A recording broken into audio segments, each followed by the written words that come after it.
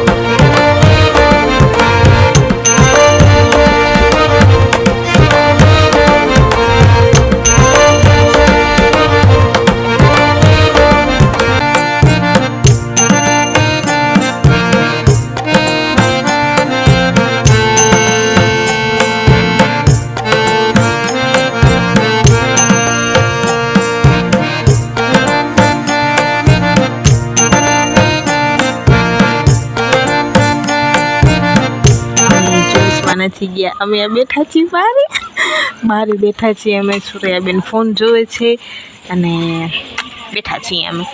જોઈએ હવે ઘર પાસેથી નીકળશે તો જોશું, નકર વયા જઈશું ઘરમાં. સો ગાઈઝ, અહીંયા મેં મહેંદી પણ લગાડી હતી. તમને મારી મહેંદીનો કલર જોઈને મારા બ્લોગને લાઈક કરજો, શેર કરજો એન્ડ ચેનલને સબસ્ક્રાઈબ બી કરતા જાજો અને બેલ આઇકન બી દબાવી દેજો અને કોમેન્ટ કરવાનું ન ભૂલતા.